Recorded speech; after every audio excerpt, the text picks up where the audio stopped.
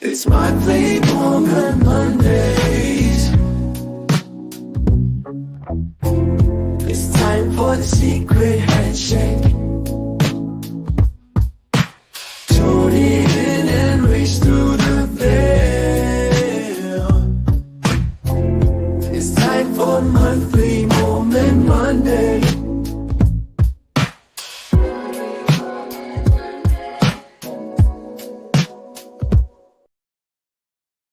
Bam! It's another episode of Bi-Weekly Mormon Monday, but that doesn't have the same ring as Monthly Mormon Monday or Mustard Mormon Monday or Monthly I don't know Mormon about Mustard. right? The Maybe we could mustard do this week. a Mormon mustard review or an ex-Mormon mustard review. A Mormon Mason mustard review. Mormon Mason. What? Why are we mustard? Because of I don't this know. Someone just said particular. mustard in the comments. Oh, mustard. Yeah, mustard. Hopefully this isn't like a Germany. horrible joke. that Germany mustard. I think it is. Uh-oh. All right. Yeah. Oh, yeah. We'll we just got a strike on YouTube, so there it is. Did we really? No, I'm just kidding. But we Oh. might. So I did I'm gonna be so post a careful. comment to the Rumble in the description and in the comments because at a certain point, I think I will at least maybe hop off YouTube and just jump on Rumble. Not because we plan on saying anything crazy, but because I've got a 25-hour live stream with Donut that'll start tomorrow morning at 10 a.m. Eastern. And we're going to stream for 25 hours until 11 a.m. the next day. But I'm almost certain certain things might happen on 25 hours on YouTube. I don't know. Like standing in the middle of a freeway and just kind of walking around for 25 hours. Like at a certain point, a car is going to hit you. Donut's wives called me and said that he couldn't do that for 25 hours because he has 10 wives now because he came to Utah. Okay. I mean, he would have them all working if he did. They'd all be doing their own streams, and it would actually be like more of a harem. I think he could make it work. Donuts divas. I mean, careful. That actually has a ring to it that he might pick up on. Donut. You know what? Since I've started podcasting, 2 people that I knew that didn't have this before started churches. So, you know one of them well, but the other one you might not. Shout out Andreas Church. Yes, Andreas. And my friend started one, the Church of Korahor. The acronym is COK. Well, it wouldn't surprise you to find out I'm an ordained minister and I've performed 2 weddings now. That's what's up. See, that's what anybody I'm around, they're going to be a minister apparently. So that's what's happening. And Donut Divas is coming your way. I'm going to talk to his wives. I'm going to see if they're okay with doing it, and we'll set it all up. They like it. They like it. See? I think it could work. I think we could do a Donut Divas. Honestly, he could just put that call out, and there would be some very suggestive images just flying in. It's true. What up, Donut Divas? Okay, I'm stupid. No, actually, that sounds fun to watch you guys. I can't believe you're going to stay on that long. Well, yeah. I mean, I've never done anything like that before. So we're going to see how it works out, but I'm excited to give it a shot, and it'll definitely, maybe in like the very final hours, we'll be completely delirious and just saying all sorts of incoherent things. Maybe you could get some Hitler candy bars. To give out like every hour on the hour. I mean, I'm just saying they keep you awake. What do you think would be his favorite candy bar? I would say the ones with stay awake juice in them. Oh, do they make meth candy bars? I think they did back then. I don't know about now. I don't know how close you've ever come to meth, but it doesn't. I would assume, based on someone who isn't me, that it wouldn't taste very good at all. Oh, probably. Definitely not. Yeah, maybe it's just a quick swallow. Who knows? Yeah. Although, I mean, they can put other things in it. I mean, that tastes like apparently crap made out of underneath crap and make it into chocolate. I guess if you coat anything in enough nougat and caramel, then you can slip anything. Spoonful of sugar, right? Makes the meth go down. Who knows? There you go. Could happen, right? So this is a nice Monday morning. We're just talking about a little Hitler, a little bit of math. You know, as one does. Yeah. Make sure you jump over to the Rumble. Even now, like we're streaming there right now. At a certain point, I'll probably just switch over to Rumble entirely. because Heidi's got a whole dope presentation of a topic I've never even heard of before. And actually, I went to YouTube and I kind of searched for the terms that would come up in a video like this, and I found one, and it was something called "Why Mormons Make the Best Nazis." And I thought, well, I mean, they've got it on there, although I was paying very close attention. They didn't have certain symbols and they didn't have certain funny mustache faces on it and stuff. I wish there was a guideline that was like, here's the things that you're allowed to say, and if you say it, you gotta say it in a super serious voice. You can't smile, you can't laugh about it. Another column that's like, and then okay, if you want to talk about Goebbels and propaganda, then you can maybe crack a smile every once in a while, but there's not like a rating system like that. No, you have to be either dead, like completely dead serious, like this is history. You gotta talk like a German dictator. You know, it's kind of ironic, right? Doing And the then if you start salute. getting a little angry. No. Oops. Yeah, we don't want to get too angry. We don't want to definitely raise our hands while we're angry. That's for sure. Too funny. The sun blocks your eye, and you're just trying to like. You're in trouble. So I was I can't remember what show was on. It must have been a show with Donuts since we've been going live every night. But it came up the other night, and I just asked the question: who's the more controversial to do a video on, Satan or the H guy? The H guy. Yeah, and it's like we could do a 10-hour stream on Satan and Lucifer and like all these occultic practices, like the ones that are supposed to be the ultimate end boss. But if you talk about the sub boss, then like you're in deep trouble. Is more and it's also kind of crazy that how much that influences pop culture and just modern culture in general to have this this ultimate boogeyman, and that the boogeyman is such a boogeyman that any symbol that they touched and any like phrase that they uttered are all going to be tainted for I don't know how long. Like I truly, it's one of the things that I would want to know if I could like time travel. I want to know what day, like what's the year that the expiration date where someone's the procession of the equinox, and it makes this weird pattern in the sky, and everyone's like, hell yeah, that's awesome, let's start using that pattern everywhere. But it feels like there'd have to be another great flood to wipe off, you know, anyone that cares about it, and then for it to kind of be reused again. I don't know. I think you could fully do a full OTO like initiation televised and be fine. But you mentioned the H guy, you're in trouble. Even though they are parallel creatures, right? We can do parallel creatures, but I don't know. Hopefully we don't get in trouble, because I did see a lot of ex-Mormon or Mormon podcasts about this pro and against, and I edited my pictures after I talked to you last night, because I was like, oh, it's a good thing I sent you that, because I didn't even think. I was like, I better fix it. Honestly, it wouldn't have mattered if it were any other day of the year. It wouldn't matter at all. It's just that I want to save up my strikes for something really good. I'm like saving up my paycheck a little bit. So when we go live for 25 hours, I can afford even 1 or 2 strikes. Well, I just didn't want the third one. Well, we don't want to have any. I think this is, I mean, first of all, if they're listening to us, this is all historical. Everything that I gathered was very historical. But I heard at the very end, you said that you were going to give a really strong pitch to get people to join the 4th or the 5th Reich. I don't know which one we're on now, right? Isn't that? No, I think I was saying I didn't want to get murdered by the one that's already in there. I'm teasing. They're not that violent, are they? Do they have a history of violence? Well, I mean, this connects to okay. You know, I was studying Mormon Mafia, which I still am. And then I got on this one right after, and then I'm like, why are the same names coming up? What is happening? And so then I'm like going through everything, and then I found this company, and I'm like, well, this connects to Roy Cohn. Do you know who Roy Cohn is?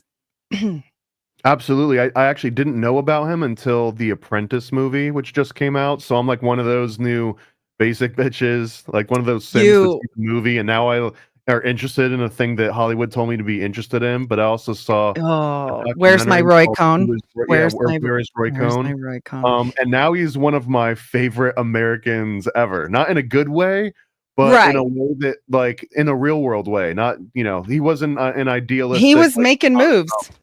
he We'll was say making that. moves, and there's this weird sort of like dynamic where he didn't consider himself to be gay because he was too powerful and influential to be reduced down to something that he considered derogatory or less than. Like He was Roman gay. He was Roman gay. Roman You gay. know. Yeah, it's a great way to phrase it. Like, I'm not gay. I'm just Roman gay. I'm Like, Roman gay. I'm always the top here. That's not I'm gay. taking control. Yeah.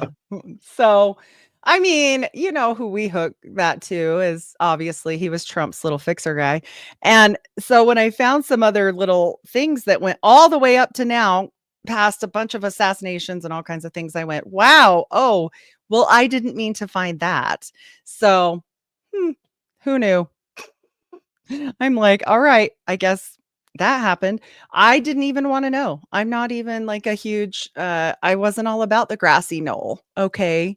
Like I was like, yeah, that probably was a lie. Okay. Like simple for me, you know. It wasn't simple and When it did this come up? This whole topic for you even come up? 'Cause I never even let thought to put these two words into a search engine. I definitely did not. And so when I can do my presentation, I think it will make sense because I ran into it. I did not mean to run into it. And that was the best part of it all. I went like, why do I know that name? Because I'm just doing my little research. And then I was like, wait, I know that name and I know this name. And then so you want to know why they're coming up in like parallel universe. And then I was like, that seems weird. And then the more you follow it, it just goes all the way up to the top. And then I'm like, well, I guess whatever. That seems weird. It's concerning. It's okay. I'm I gonna do a didn't part actually 2. watch the video that said, "Why do Mormons make such good, not nice guys?" And but I mean, guess I can assume that it's just because not at well. Let me preface this was these are the stereotypes of Mormons, not me saying this is what Mormons are, right? So the stereotype would be not well informed, trusting anything that comes from some figure of authority, and even if those statements or directives don't make sense, you're still just sort of told like just do what they say, son, daughter, Yeah. whoever, wife number 20. Just do Yes. what this thing says because that's the way that it's done. And if your simple mind can't really conceive of the reason behind it, don't worry your pretty little face about it. Just put on your magic underpants and go Well, to the temple. you're not supposed to question about that anyways, because you are led by the priesthood, which isn't you if you're a woman, first of all. So you don't get to ask those questions. You do what your husband says.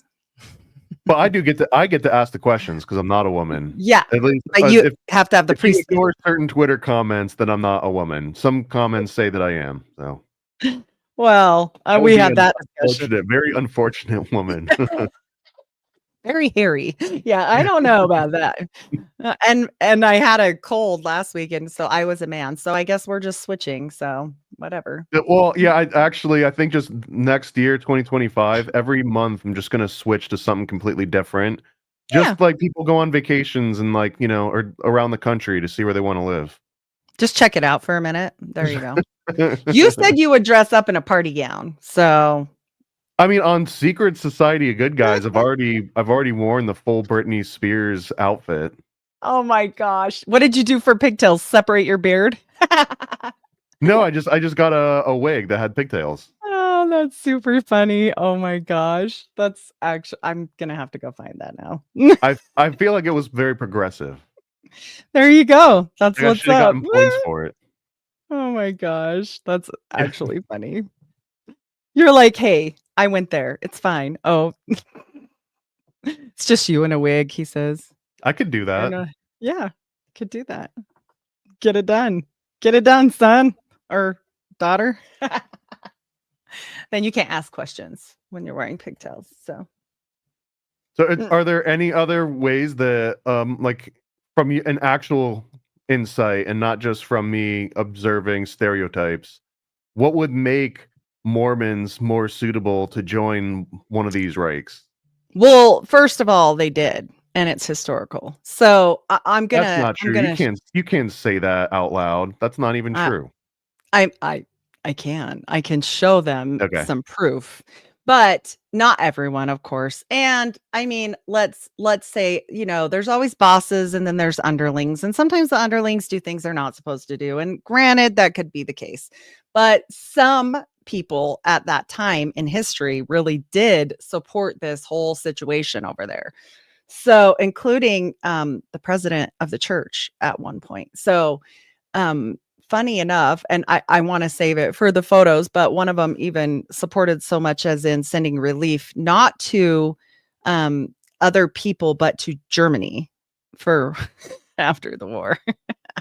Well, I So, wanna throw this out here too, just in case um anyone's like, oh, that wouldn't make any sense, especially Mormons and American. So if you look up Yaphank, New York, which is actually, this is crazy enough that this is right next to Camp Hero, where the Project Montauk base is and the whole Stranger Things. oh That all boy. takes place basically within jogging distance, depending on how much you jog. But it takes place all basically in Long Island, and Yaphank was the center of the entire United States during World War II and even post World War II that were pro Germany. Like imagine going Oh, somewhere wow. in New York, like a well populated area of New York, where everyone, and they were literally naming their streets after all sorts of German Oh boy. military officer, like the ones that would ring bells in your head. Oh my They would gosh. name all the streets Really? after this. Yeah, Oh, this was huge. It's that where they've got like a big Oktoberfest now. So now I think it's, no. it's like it's fun German culture. But Right. yeah, the Yaphank, New York. I won't get too much into it, but this is a very specific part of American history as well. Oh wow, look at that! You can't even hover over something on here without getting that big fun little. And here it is. Uh, Here it is in Long Island. It's smack dab right in the middle. I think that those murders in the Amityville house are like on the bottom left oh. over here. Oh, Yaphank's right crap. in the middle, and then on the far right end is where Camp Hero is and Project Montauk. Oh, So wow. I always thought that this was a wild connection, especially when you get into the concept of like MK Ultra and how we necessarily wouldn't even have had MK Ultra, or the ideas on what they No? were doing with Happy Fun Juice, right? Meth. That all Mm, came from them clearing out some of the camps. And when after they came back over and they're reviewing all of the notes that were taken, this is when they're yep. like, "Hey, look at this weird project these guys were working on. Send Maybe him to we Canada. Keep it going. We'll send it everywhere. Let's plant that seed in every country so that when one gets discovered, we've got, 3 or 4 backups with even less oversight." Oh, boy. Yeah, they actually did that. They continued actually doing all of this research in Canada and made sure he was just over the border so they could, get that taken care of, so It's kind of the American way. There's nothing more American than outsourcing your projects that need less oversight just to a different country. hey, now. Yep, then you don't get blamed. You're not the guy. You didn't do it. All right. Well, are you ready to show your I presentation? am. I Okay, am. I'm gonna Let's play just a really quick. I'll play it for like 2 minutes all max. right. And it'll just give everyone a chance to switch over to Rumble. You can still hang out, but my YouTube stream will end. So just switch over to Rumble, and then we'll get this thing underway. So I'll see you guys in 2 minutes.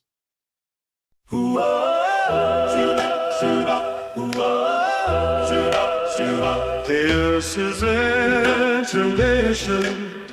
YouTube's got us under suspicion.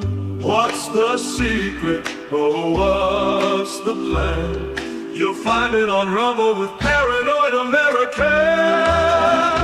Oh, why they're shutting us down. Doo-doo-doo, but we're still around. Hop on Rumble, take a stand, shoot up, Paranoid American. Paranoid American. Shoot up, the tea. Shoot up, the kind of truth they don't want you to see. Shoot up, what will we say? Oh, what's the jam? The answers are waiting with paranoid American. They're shutting us down. Doo-doo-doo, but we're still around.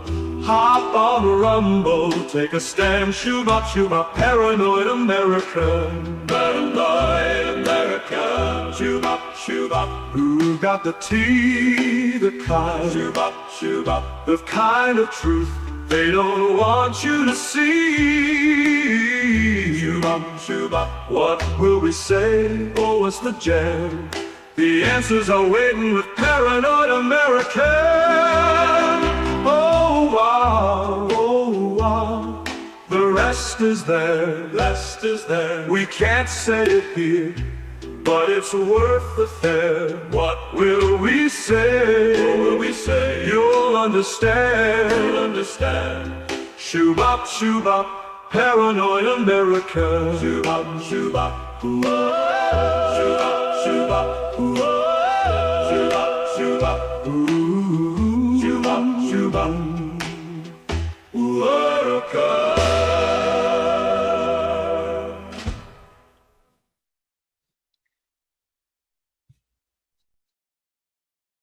Bam! Look at that. Now we got a huge image. Welcome back from the quick little break. Hopefully you followed us over to Rumble. You can just join straight on Rumble, so then you don't even have to switch over if we ever have to do that again. So Okay. here we are. Awesome. Well, I covered up all the little signs anyway because I wasn't sure. And I've learned, just throwing this out there, I've learned that doesn't even matter. I had really my scary A. Well, I don't want to say the word since we're on your YouTube still, but the scary A word that you can't say.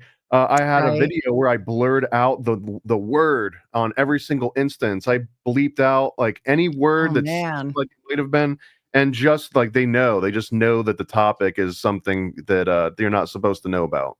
Oh boy! All right. Well, hopefully, I hope doesn't make me sound paranoid. I mean, I am paranoid now because I left it on mine, but we'll see what happens because I'm absolutely behave ourselves. Just in spite, just to show how reasonable and like mild this conversation really can be. But yeah, let's do it. Exactly. So hopefully we don't get into trouble, but it is what it is. This is a historical event, and this was really, something that occurred. And this actually, Mormonism in the New Germany was an article. And the funny thing is this kind of sums it up. And this was in the Deseret News. And so says a number of interesting parallels can be seen between the church and some of the ideas and policies of the, that word, the N word, not the bad one, not the worst one. So in Germany, that group. And so basically, there was a lot of different quotes that I found when we went through and I was looking for this. This one is hard to find. And he thought we were the most beautiful Aryans who kept our blood pure. This is true since most of us retain our precious Nordic bloodlines, our blonde hair, our blue eyes, our pale skin, Nordic features, despite the demise of the white race in the West. You can figure out where I found this quote. The Mormon is the highest of the Ubermensch, for their religion is against miscegenation. I can't say that word. Mixing races, well, basically. If I could make Europe a continent full of Mormons, I most certainly would. And that's the quote straight from the guy. Well, was this the book that he wrote in jail? I believe it was. Yep.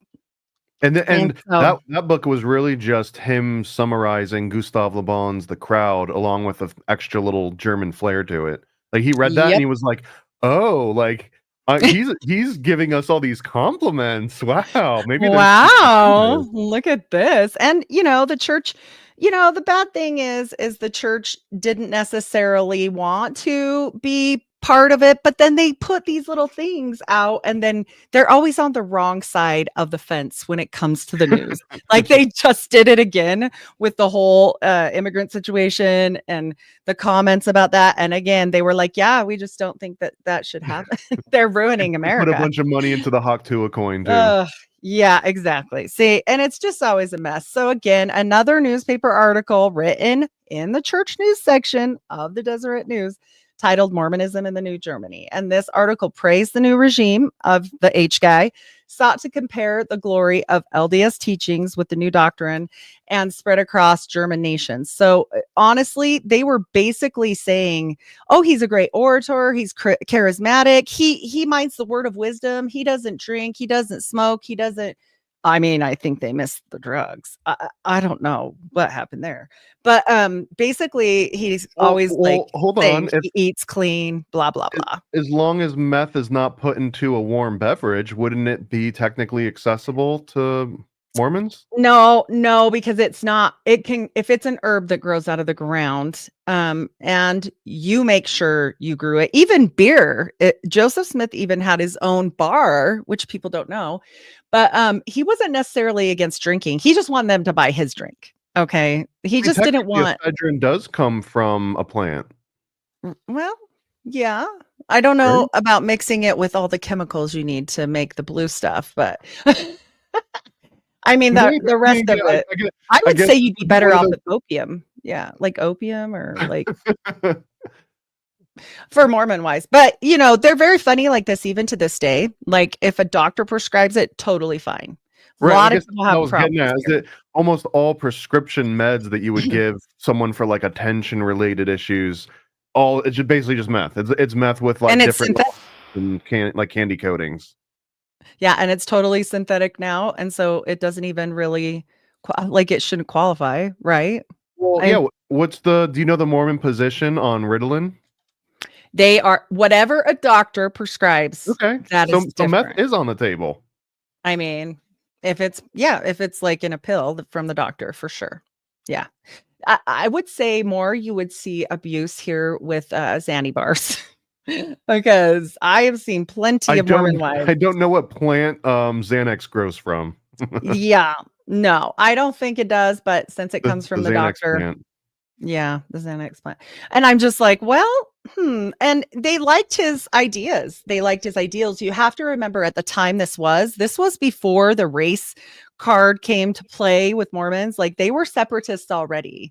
They were already, not okay with black people or brown people holding the priesthood at this point. So we're talking about in this time frame of history. And so I think that they were like, yeah, totally. Look at this guy. He totally he seems angry, but whatever. I mean, he's an orator. What? So yeah, I think they weren't totally opposed to it. So also he super liked the genealogical workings of the church, and this is going to become very, very important. So all the genealogical workers started tracing family history back, and before this happened, the Germans were like, no, you can't see our secret books of like our bloodlines. But then when all this started popping off, they were like, well, we need to prove that one's grandmother is I'm not saying that word. So, not of another race that they didn't like. We'll say that. So, am I still on? Yeah. Okay, good. I was just making sure because I can't see with the slides. So anyway, here's the word right here. Hopefully I don't get a strike for that. But what they were doing is all of the girls that wanted to date, whether they be German or LDS or whatever, had to prove 3 lines back and hang it on their wall to go on dates. This was a thing. And so the Mormons became integral in this situation because of that situation. They wanted their help proving all their genealogical lines. Everybody needed this to like date, to like have a regular life, basically, blah, blah, blah. So they needed the Mormons' help. And so they were really when did this start for Mormons? When did they start obsessing over genealogical lines? Is that something Joseph Smith started? The minute, the minute they were probably born. But what's the reason though? Why would you care? Boy, we're gonna get into some weirdness. Okay, we do need to do a part 2 on our occult part of Mormonism. Because I found some things. So remember when I told you that Joseph Smith got hurt and he had this hurt leg and he was probably at home with his mom and like listening to her? No, I found out something different. on the LDS website itself, it says he went to go stay with his uncle Jesse. Well, Uncle Jesse, and the funny thing is they try to hide all of this, and they won't say specifically where he's from and that his parents were undocumented. But don't forget that his grandpa's name was Azael, Asael, like Azazel. And Mr. Azael actually died on Halloween, which is fantastic. But anyway, his family is from Salem, Massachusetts. And his dad was no pauper. His dad was a statesman. He was a highly respected Mason. And he had been a statesman for a long time over this area. And in fact, he was included in the Inquisition for the witches. So how better to make your line seem okay than to accuse someone else of something that you might have in your line, right? You might be doing witchcraft and nope, she did it over there. So, okay, well, there's that little piece of information. But also Joseph Smith says he hailed from the line of Jesus. Okay, so this is where you would start needing to show some records. But how do you show those records? Are they buried in a cave somewhere and you got to get a rich guy to help you dig them out? I am looking for all of these connects. I did even see it mentioned in Fritz Springmeier's book. As one of my shout out, I don't know if he would want his name, so he knows who he is. He sent me some information about it and I looked it up and he's not wrong. It is mentioned in the bloodlines of the Illuminati. So yeah. Joseph Smith's line specifically.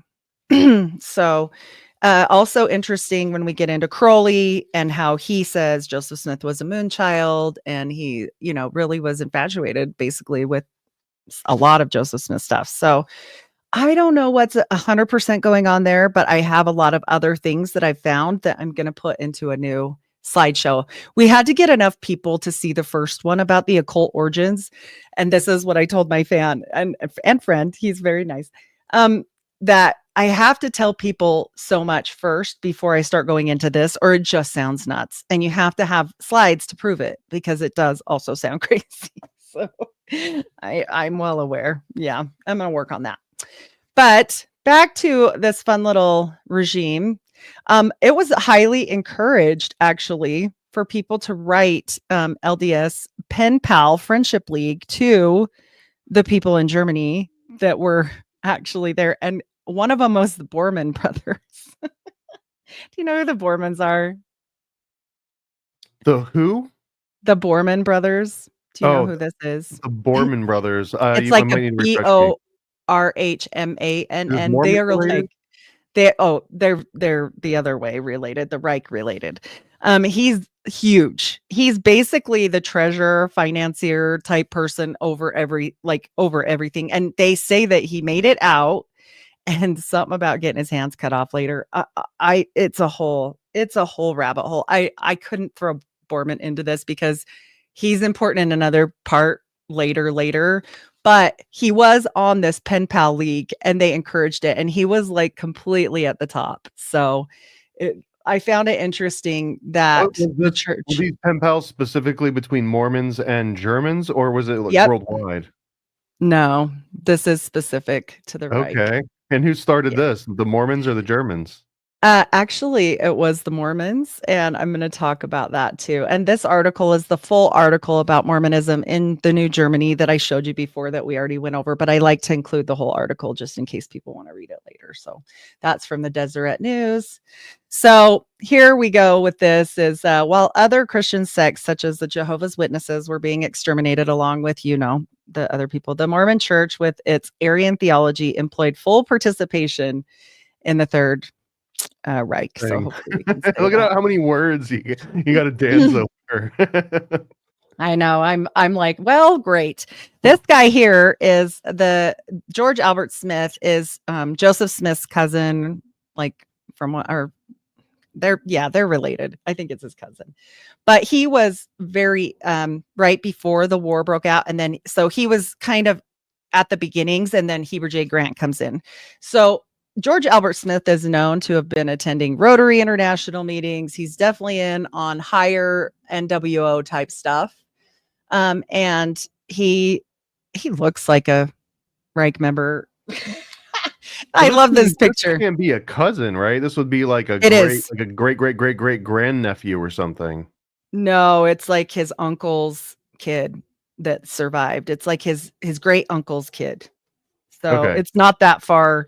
It's not that far away. So the life for them, like in Germany, where they had already opened up and sent missionaries there, they had already set up churches there. They were there already under basically this president of the church. And then the other one took over later. This is him later when he's older. And he actually paved the way for Heber J. Grant. And Heber J. Grant is known to basically be hobnobbing, is the actual word that they use. There is a book that I'm going to show here soon called, I don't even think I can say the name. I'll just show you guys. Anyway, it talks about Helmuth Huber. What, does it have a word you're not allowed to say, or what? It has the S word. Yeah. Mm-hmm. I don't even know what the S word is. The one we blocked out all the sun sign word. Saturn? No. You're not allowed to say Saturn? The one that when you hovered over. The perception of the equinox symbol. Yes. So there's that. So it's kind of rough there. But anyways, they talk about this. There's a whole book about this. And there's going to be a tragic case that I'm going to present and show you guys that happened. But also, like I said, George Albert Smith was the one when this became a thing. Well, he becomes the bank president. Not only was he the prophet of the church, and he got called at 33, which is hysterical to me to be in the quorum. I was like, I wanted to share that one with you. Wasn't he was also Lurch in the Addams Family, wasn't he? I think I had another photo in here of his family. I don't know if I added it in. Let me see. No, I didn't. Oh no, he was from Munster. That's I'm right. telling you, there's something up with these boys in this family, because I think they might have the Abraham Lincoln Canadian. We situation. can say Canadian, I think. Yeah, it's different. The whole family, just the boys, look like this, but the girls were fine. So I think possibly it's a genetic disorder. But anyways, I heard he was actually a chick. I mean, I'm not saying if that. So, that is totally someone on sad. Twitter said Let's that. go back. Let's go back. I mean, whoa. You ought to see his baby picture. You can't even see the Adam's apple. I felt bad, so I took it out, but I had a picture of him as a baby, and I was like, nope, definitely not right. Something is wrong. So just for that. But whatever. Are we baby shaming now? No. You would have to see the photo. It was bad. But as I said, he was actually the prophet for a long time, but he was an overachiever. Like this guy, he was like over the bank of Zion's Bank. Okay. He's like the president of the bank plus the prophet of the church. Well, that's really handy when you got to send money places. But he also was like 10 other things. He was super into all the clubs. He wanted to do all the things. And he was married to Wilford Woodruff, or no. One of the other ones, daughters that's super famous. So anyways, he's connected like crazy, obviously. I mean, let alone he's carrying on the bloodline of Joseph Smith. So he's up there, and he's a made man at 33, basically. Well, President Smith was concerned about the effects of World War II throughout the world. I love how they say throughout the world. This photograph shows Dutch saints harvesting potatoes to send to members in Germany. No, they sent them to all of Germany after the war. They were one of the few people that came in to help Germany. Now, I'm not saying that's necessarily bad, because people be people and we should be, gracious all the way around. But everybody else was like, hard pass. We're not helping you. There was one Mormon that was like, look at all those white and delightsome people having such a rough time right now. Right. Oh, they were very, very, they were very compliant with their stuff. And not only that, they were very, and I love this answer. Okay, no, George Albert Smith did not fund World War II, but he did organize the welfare. But he did. Yeah. But he did organize the church's welfare assistance to Europe after the war, because he was president of the bank. So yes, he did. I mean, they're going to say he didn't. Number of carloads of food too, 93. Right. I don't get into the gematria stuff deep, but I can't help now when these numbers pop out. I just at least have to say them. 33 and 93 on one guy. Yeah. Okay. It's perfect. Anyways, definitely he's carrying on with things and that's fine. He can people all he wants, but he definitely was helping. They're trying to make it seem like it was just the Latter-day Saints that were in Europe, but also they were baptizing at a huge rate. And if you're starving and they're like, "Hey, do you want a potato? Come get baptized." Like, what are you going to do? Well, that previous article that you were showing though, that didn't say Europe, it said Germany. And I mean, I guess Yeah, technically, square is a rectangle, or but a rectangle's not a square kind of thing. exactly. But They're trying were they to sending this to Belgium? Were they sending this to no, Portugal, or was no. this just going to Germany? Yeah, no, it's pretty well noted in the book that I'm going to show you guys, which it's just it's just the one word I can't say, Mormon and the S word. And so anyway, it talks a lot about this, and I do think it shows the reality before the whitewashing of it, literal whitewashing. So then the next guy to pop in on the scene is Heber J. Grant. And Heber J. Grant has some interesting things that pop up. And not only do they pop up, but they literally have a picture of him and they try to blow it off. And I have the dates and everything. But it's Well, interesting. when you So say they have a picture of him, what do you mean? Doing what? oh, here you go. There he is. Okay. You can yeah.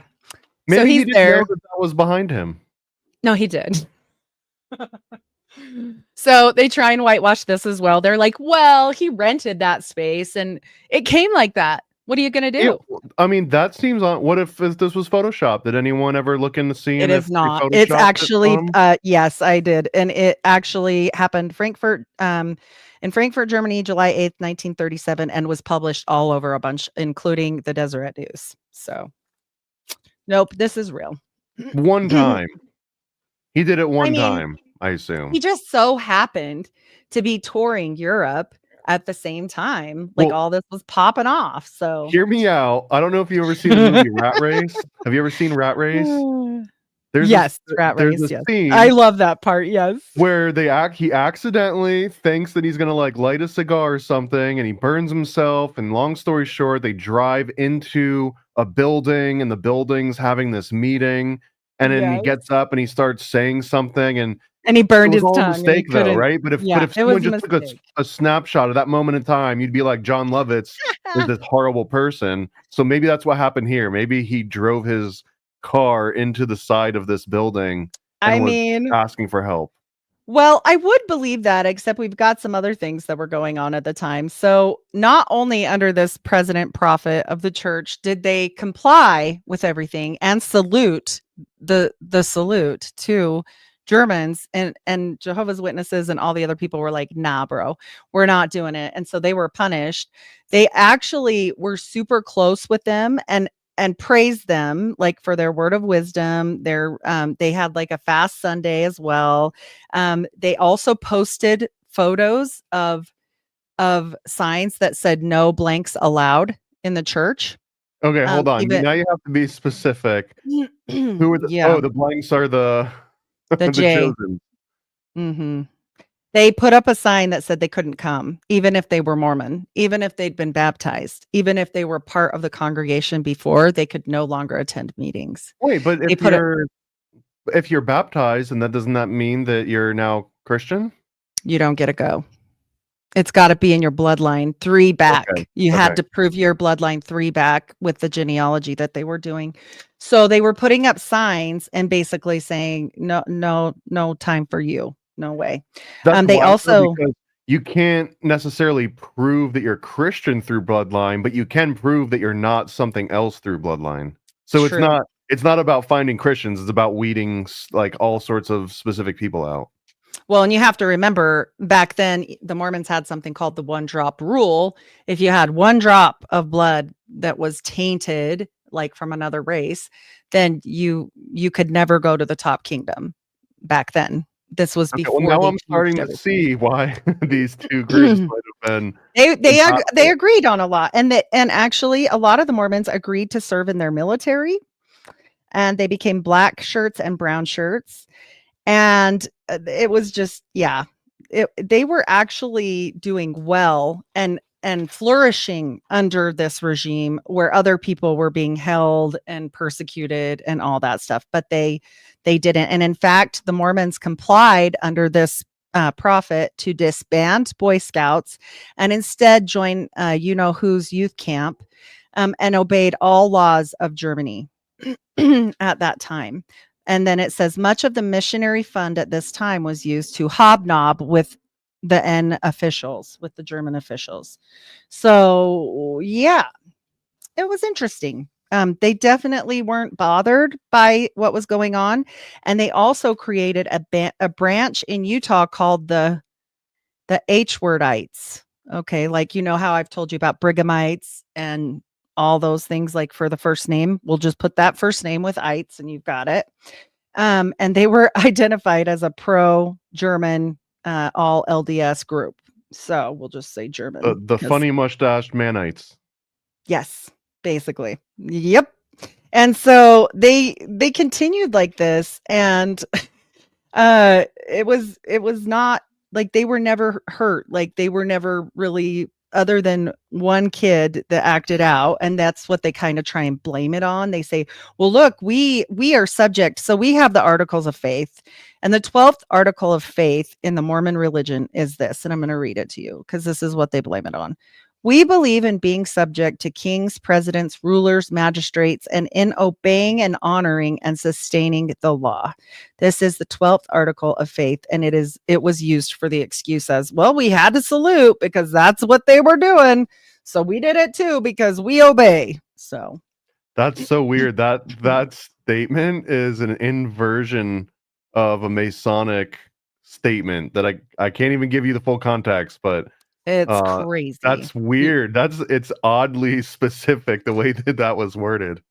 Well, it is definitely strange in general for the fact that they really don't obey this in any other time. Like really, you never see, they're not rollover boys. Like, come on, they run the CIA. Let's get real.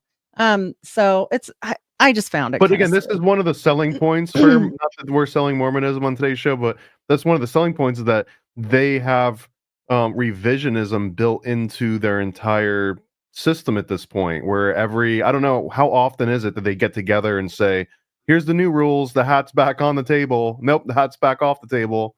Is like every time they get a new elder, or is it like every 4 years or what? So it depends, really. Honestly, they get revelations from God and they'll change things. That's exactly how it happened in the 60s, where they did let Black people into the church finally, because they could see, just like polygamy, and outlawing polygamy, like this is hurting us. And ultimately, this is my argument on the church part, is ultimately they're a corporation and have been since Brigham Young took it over.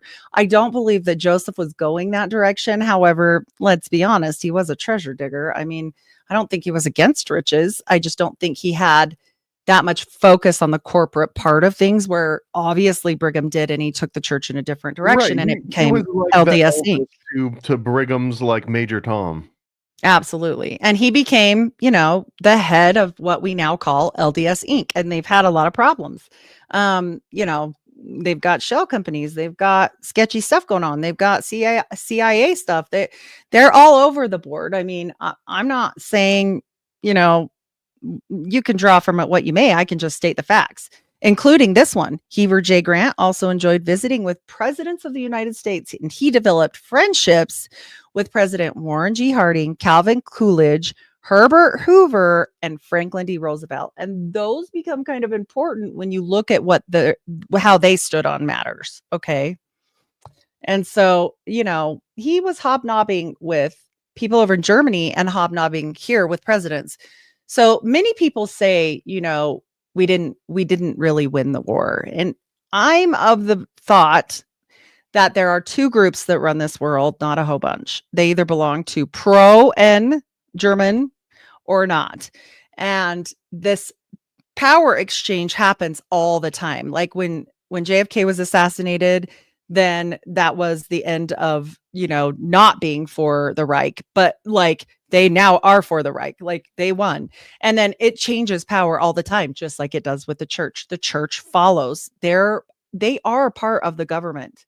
whether people want to understand this or not, they are a huge piece of the CIA. And what did JFK say he was going to do? Completely kill the CIA, like dismantle it and show all their secrets. I mean, should shatter it to in 1,000 pieces to the four corners of the earth or something like that that. is it. Yep. The Garrison report shows a lot of things that I'm going to show you at the end where I didn't even mean to go there. I'm not some JFK sleuth, but boy, did there were dots on dots on dots. And I was just like, whoa, I didn't even mean to find this. Like, this is an accident.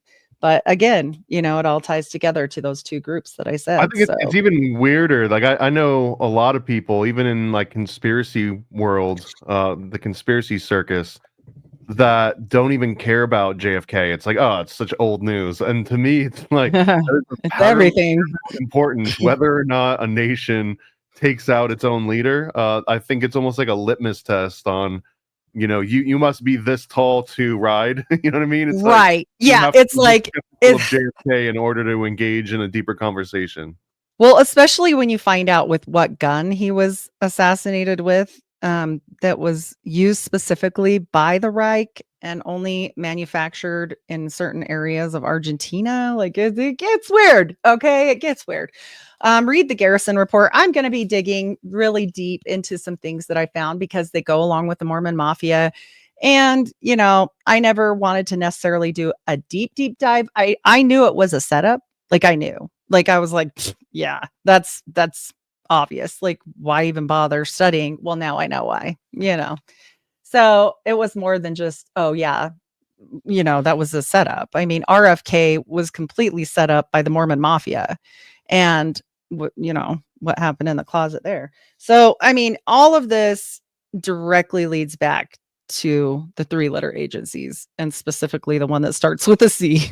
So it is what it is. But this guy here, he is pretty integral as well. Remember how I said there's these little underbosslings? He was kind of an underboss. He was there doing missionary president, and his name is J. Reuben Clark. He did not hide the fact that he definitely thought what was happening to the people in Germany, the sad things, were totally their fault. And he said so in a quote. He said, left well, or right? Old guy or younger guy? Younger guy. And he said, yeah, well, that's happening to them because they deserve it. Page 335 of this book I'm going to show you guys at the end. Moroni and the S word. You figure it out. Ika. the Gamadian. Yeah. Gamadian is the mathematical term of that shape when it's used in the context of math. Let's use that because it's being troublesome. So, okay. So he was all about it. He also was all about like persecuting internally, making sure they removed all the words like Zion from all of their hymns. Not big reggae fans then. No, they removed anything that had to do with the chosen. So they did not want to look or appear that they were any kind of association with them. So yeah, maybe they didn't 100%. It's kind of like lying by omission, right? Like maybe they didn't throw them to the wolves, but they watched, they were just like, huh, you deserve it. That's good. Whatever. He's a big part of not my circus, here. Not my monkeys, right? Isn't pretty that the well, phrase? He got a little more involved in that because then he decided, you know what we could do as missionaries? We could go help the German basketball team at the Berlin Olympics and go do all the things at opening ceremonies and salute and be like 100% involved in it. And maybe this would help if the missionaries accept this offer to overcome opposition against the church in Germany. Well, yeah, because they're doing this. This is from Deseret News. If they just didn't make it so damn obvious, like, let's take a picture. So are we looking at American Mormons right now that are wearing the white? You are looking at the side and they're darker here. All the missionaries that were there helping the basketball team, the German. Okay. They didn't send Mormon basketball players to help. They sent missionaries to like, what did they do for the basketball players? They like rubbing their feet? They coached them. What the hell does a non-basketball? Well, I guess maybe they were basketball players. They just weren't on the team. Yeah, and they knew more than the Germans did, I guess is Right. the Well, and point. I'm saying it out loud. I guess Germany's whole thing for their Olympics was like you don't import people from other places to pretend they're on your team. They wanted to show how good their people They were were against other people. after they taught them how. Yeah. Are you hearing me when I'm muting my mic coughing? I'm just I don't think curious. so. I haven't heard any Okay, cough. perfect. Okay, If I good. see you do it though, I'll cough and add it back in. Okay, do that. All right. Yeah, well, that'll sound manly and I'll get the tranny comments. Okay. You're not wrong. So they did allow them to participate in this. And then one of the prophet's wives wrote this whole big journal about how fun it was. And geez, they were so organized. Way to go, you people in the Reich. And it was really like a lot. And I mean, her journal entries got leaked, and people were just like, I'm sure the church was just like, woman, why? But it happened. What do you do? Here's the book. If people would like to read that book, that's the book by David Conley Nelson. It's a book Is about David what's Tony Nelson at Exmo? oh, that's a good question. I don't remember if he is. But Yes. he studied a case that we're going to go through, and it's really well documented. So he wrote this about this kid, and his name is Helmuth Hubner. And this is one of the biggest stories. If you ever just Google the Reich and Mormons, this is what's going to come up because it was a big story, but it isn't the only story. It's kind of like the whole Mark Hoffman again. Like, look at this one. This is the only one. This is the only bad thing that happened. And they just put it out there because they're like, please go away. Please don't look into anything else like she did. Please don't connect dots. And so they kind of put this one out on display. Literally, it became a play from BYU. And I don't think that was an accident, but I'll tell you about that. So this kid is named Helmuth Hubner. The one in the I have middle? another. It is the one in the middle. I have a picture of him solo here. Here you go. Looks like a And little mafia don. yeah, he was actually he was over like the messages and typing them. So he was kind of in the press for the ward for the news for the ward. But the thing is he had snuck a little transistor radio from his grandma or somebody and was listening to non Reich radio. And that was a no-no. And so he was listening and found out like, oh my gosh, this is what's going on. Like in America, they're talking about this and this and other places. So he's kind of a badass. Like he was only 16 and he started writing notes in the church, like on the church typewriter, attaching them kind of secretly and passing these out. And he got caught. And so he was putting out political leaflets and including what was actually really going on in the world. And that did not go well. And so he was arrested. Arthur Zander was his branch president at the time.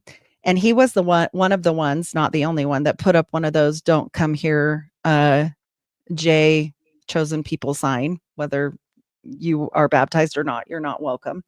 And immediately within 10 days before he was even found guilty, they excommunicated him as an LDS member. So that put a stink on the situation. Maybe if they had just left it alone, but they didn't leave it alone. Yeah, they actively then- suppressed it, which almost indicates like they took a political stance on one side or the other on that. Yes. And so Thomas S. Monson, and I think my picture's not, it might be in here, it might just be out of order, but Thomas S. Monson was one of the prophets of the church when they put out the BYU play about this. He went to the opening night because this was like a huge thing, but also remember who's putting this out because this just seems a little too convenient. It's BYU, Brigham Young University puts this play out. And then all of a sudden, Dallin Oaks, the president of BYU, was upset about it. And then Thomas S. Monson was upset about it.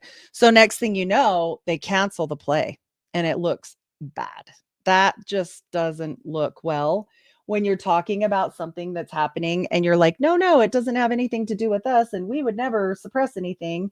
And look over there, but also we're going to suppress it. It doesn't look the best. So he has a pretty famous quote, and I must not have added it on here, but the quote is, "Who knows what's right or wrong back then?"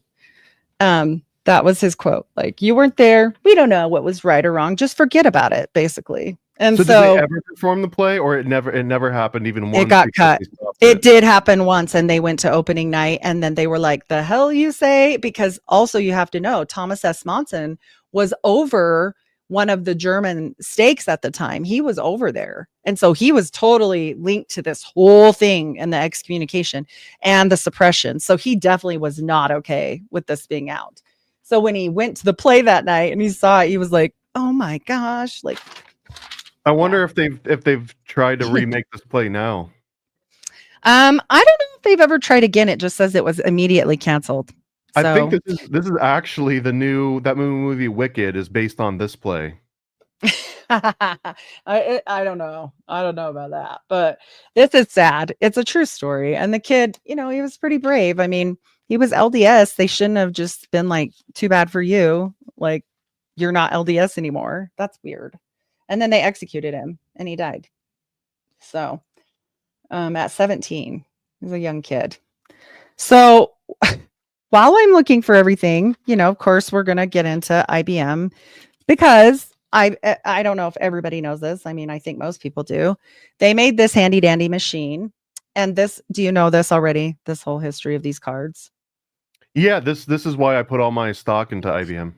There you go. That's what's up because, well, you should. The Mormons do anyway. So the Mormons have this whole situation with the Gates family, and the Gates family is really important with IBM, and I'll explain that here in a minute. But they use this and the cards to actually categorize people just like this. This is the punched card, and it shows what people were like. Were they Jewish? Were they gay? Oh my gosh, I said the word. Um, were they whatever, and were they darker skin, whatever. And so they punched these cards, and they were ultimately, these cards chose where you went. So these are like death cards, basically. And they had these cards, and they were like, okay, this is interesting. But also remember, the church financial department was the first people to use this card system and that machine. So they were using it for genealogy and marking all these cards. And then the Reich was like, thank you. And Interesting. I didn't know that. So the Yeah. Mormon church was actually using IBM's people counters before the Germans were using the people counters. Yep. It says the church financial department was the first ever to use the punch card system and for accounting, and that they would take the tab machine and they would use it because they were doing all the genealogical stuff, because they wanted the records to compile into the family group sheets. And this group became known as the Data Processing Committee, which later becomes FamilySearch.org, which later goes into Ancestry.com and all the others. So this is super important. There's And a comment here too, says that these cards had a special denotion for Freemasons. oh, I didn't know that. I didn't know that either. Oh, that's scary. So now Also, like your grandpa can get you killed because of a club. Jeez Louise. Oh my gosh. Well, and on top of it, the first CEO of IBM was a passionate eugenics supporter, Thomas Watson Sr. So he was having no problems with this at all, Also, this lady, she worked there. Do you know who she is? This tall drink of water right here? No. Yeah, she looks like a nice lady, huh? She looks like she'd be related to the Reagans. Well, she is Bill Gates' mama, and she was on the board of IBM. There she is again with Billy Boy when he's a young, very white and I feel like delightful I young should know man. this, and I didn't know that either. Yes, she was not part of IBM, but Are you she was saying on that Bill Gates wasn't a rags to riches story? I mean, if you want to believe that, sure. It's like, well, if you consider a bit like multimillionaire is the rags to the billionaire's riches. Exactly. Well, his dad, everybody goes hard on his dad and everybody misses the mom. She flies under the radar. Well, Mary Gates was on these boards, and you have to remember the time frame, like in the world at this point, like women were not on boards. Let's get real, right? Guess what her name was? It's Mary Maxwell Gates. I'm just going to leave that. there. Well, because of the Anyway. Maxwell. Oh yeah, there's some ties. So back and forth on whether or not it connects as beautifully as we'd like, but she is from a I mean, Mossad note it family. feels like we're throwing shade on anyone named Maxwell now. Like you're Well, all us. and she was connected to Mossad regardless. So whether it be through Bill the Gates' direct mom line, is connected to Mossad. yes, the Maxwell Mossad. Mhm. So, and also, just fun fact, this is a FOIA doc. This is from the CIA and speaking about how the Mormons wanted, let me blow this up. Okay. The Mormons wanted all the IBM stuff and OBI. So they wanted all of this stuff for compilation of the millions of personal names for genealogical purposes. And so they literally were involved on a CIA level of this. And so IBM is, you know, Microsoft is to this day the Mormon Church's number one shareholding.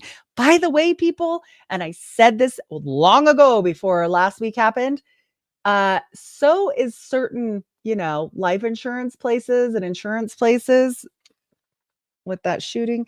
So you could do with that what you want. That's number 7. I mean, this honestly isn't too, just for historical context, I guess. This doesn't shock me too much that you've got these religions that are deeply invested in genealogy, because I was trying to trace my grandparents' line back that goes into Italy, and when you get to a certain year, all of the records are handled by the church, and if you want to find out like who your great great great grandpa is, or like what their lives were like, you actually have to find the church that would have been in their local area that they went to, and that's the only place. And a lot of that hadn't really been digitized, although I bet Mormons have got it, but the Mormons don't the make Mormons, it accessible to anybody, do they? well, the Mormons wanted to, this becomes a little nefarious because of the CIA part of this. This isn't like when they went to the churches in Germany, which they did, and said, let me see your books. That was fine. I think this takes it to the next level, right? Like, because they're requesting the loan of the actual cards from Germany. They want them. This isn't just like, oh, let's use the machine ourselves, or they want them back. And so, you know, this becomes a little weird for me because of all the CIA, people that were Mormons. I mean, we know this. We know that, like, through Howard Hughes. I would say at this point, I would maybe say 7 out of 10 were Mormon at this point. Like, there was a lot of Mormons in the CIA at this point. And if they weren't, remember who was good friends? The presidents of the church are good friends with the presidents of the United States, and they run the banks that back things. Well, when you run banks that back things, now you're a Rothschild, by the way. It's just not like the Rothschild system, right? Like, what did they do? They loan money for wars. They loan money to get people out of. So when you're looking at this and you're looking at these connects, it's just kind of interesting. And somewhere along the way, I also found the genealogy of Joseph Smith, who just happens to be, let's see, the 7th cousin of the Rockefellers. Let's see, Nelson Rockefeller, who's a traitor, by the way. But anyway, whatever, it's fine. Just the connections are interesting, right? Okay, here it is. His genealogy says he is 7th cousin, 2 times removed, Nelson Rockefeller. So when we're talking about bloodlines and importance of bloodlines, the Mormons just always be popping up. Well, 7th cousin is well into the area of kissing cousin. I mean, that may be true, but and I know for normal people, that's okay. But these bloodlines are super important to other people, whether people want to like accept that or not.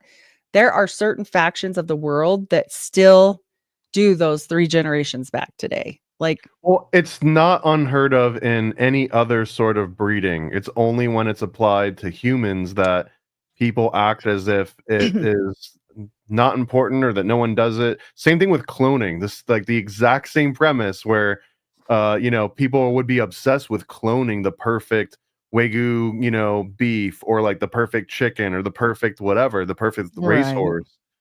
I mean, I guess, yeah, look at racehorse. And the American Breeders Association, originally the American Breeding Association, had nothing to do with livestock. It had everything to do with Americans, like American peoples. And then this German event happens, right? And then it has to go underground because they maybe played their card out in public too much, and such a big really scale hard. that Yeah, it he was went hard. obvious what the final like logical conclusion of a lot of this would be. Yeah, they were. I think the problem with the church is not only did Germany play their cards out loud, right? The church played their cards out loud. And so I think it made a really big problem for like those other people in the world because they hadn't had any of the laws taken away yet on going to heaven. You have to remember at this point, they also are saying like, hey, one drop rule. And if you've got a drop, you're not going to heaven. So you're not going to the top heaven, that's for sure. So, I mean, the combination of everything is where it gets into context because context is everything.